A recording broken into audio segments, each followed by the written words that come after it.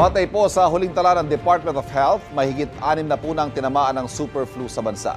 Kaugnay niyan at iba pang issue mga kapanayam natin si Department of Health spokesperson, Assistant Secretary Albert Domingo. Doc Albert, magandang umaga. Magandang umaga, Ivan. Magandang umaga sa lahat ng mga kapusong nakikinig at nanonood.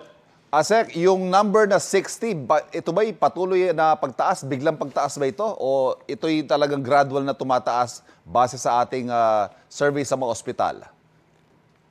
Opo, yung bilang po natin na 63 ay para sa buong taon ng ating 2025 at para sa malatrang kasong sakit. So yan po ay hindi biglaan. Buong taon na po yatin yan sinukat. Is that unusually high? Hindi po. Pag titignan po kasi natin, ang binabantayan natin is yung overall na bilang ng mga kaso, hindi yung super flu lang. Okay. Doon po sa malatrang kasong sakit, ang tinaas lang ng 1% kumpara sa nakaraang taon. At hindi po yan na malaking pagbabago. Sa katunayan, ang tawag po natin is seasonal flu dahil ito po yung panahon. May isa pa tayong binabantayan, Ivan, yung tinatawag na severe acute respiratory infection o yung malalang pulmonya. Okay. At yun naman po ay hindi rin na tumaas. Buwaba po siya ng 19% kumpara noong 2024.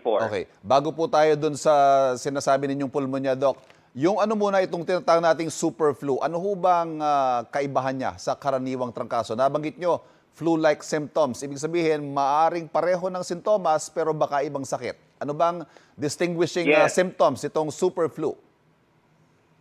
Opo. Ang super flu po or ang tawag namin sa epidemiology subclade K, yan po ay isang variant ng influenza A, yung virus ng trangkaso, influenza A, H3N2, J241. Kaya may hirap siyang tandaan. Ibig sabihin po niya na pamilya siya nun, hindi nagkakaiba yung kanyang simptomas na lagnat, ubo, sipon, pananakit ng katawan. Ngunit ang pinagbago lang niya, kaya siya binabantayan, ay mas mabilis siyang makahawa.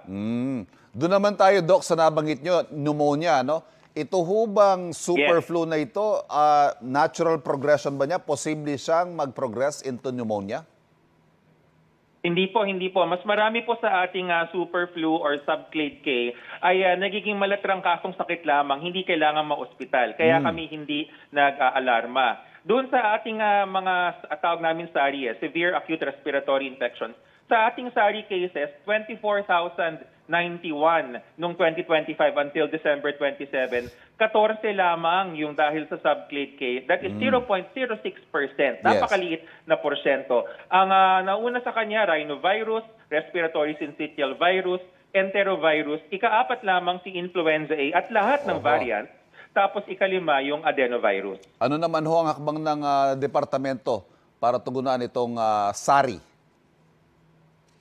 Opo, ang importante ho, yung SARI, binabantayan natin yan all year round at ilang dekada nang binabantayan yan. Sa katunayan, nung panahon ng COVID-19, dyan unang nakita, pag tumataas yung SARI, doon tayo nagsasabi na, oy, mukhang may nangyayaring mali. Wala ho tayong nakikitang ganun ngayon, kaya hindi po kami nagko-call ng alarm. Yung sa super flu naman, Doc, ito ba'y kaya din ng karaniwang flu vaccine? Opo, ayon na rin sa World Health Organization, wala silang nakikita na pagtaas ng disease severity. Ibig sabihin, hindi lumalala yung sakit. At ang magandang balita ay sa kanilang obserbasyon sa buong mundo, yung vaccine natin sa trangkaso sa ngayon ay kayang lumaban dito sa super flu or subclade K. Ano naman ang may papayo natin sa ating mga kapuso para makaiwas dito sa super flu? Opo, sa panahon kasi ngayon, na panahon ng trangkaso, every year po yan, magbugas ng kamay, magpahinga sa bahay kung may nararamdaman, kung lalabas, magsuot po ng face mask. Voluntary, hindi na ho kailangan i-require yan.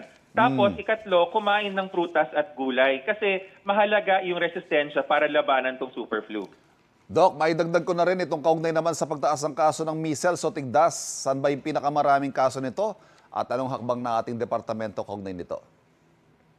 Opo, yan datos naman natin sa measles as of December 27, 5,123 yung naitala natin. Mas mataas ng 32% kumpara sa 3,880 noong nakaraang taon. Ang pinakamaraming naitala sa Metro Manila, dahil malaki po ang Metro Manila, sumunod ang ating Bangsamoro Autonomous Region at ikatlo ang Calabarzon. Ikinakasana po natin sa January 19 na, Ivan, yung ating measles rubella supplemental immunization activity. Mauuna po ang Mindanao dahil sa ating heat map, nakita rin namin ang mga rehiyon na pinakamarami, regions 4B, 9, 10, 12, BARM saka NCR. Napansin nyo, 9, 10, 12 BARM, apat doon nasa Mindanao. At gusto nating mauna ito bago mag-Ramadan para hindi tayo makakaistorbo sa ating mga kapusang Muslim. Libre ito, Doc Albert, no, sa mga health centers natin?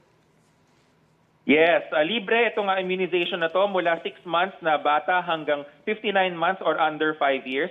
At Ivan, idagdag ko lang rin, no, kahit wala tayong MRC, yung tawag namin sa activity sa ibang lugar, patuloy pa rin po yung ating routine na pang-araw-araw na pagbabakuna sa mga bagong panganak. Ayan, mga kapuso, samantalahin po natin. Libre po yan mula sa DOH. Maraming Yes. salamat, DOH spokesperson, Assistant Secretary Albert Domingo. Salamat, Ivan, at magandang umaga sa lahat.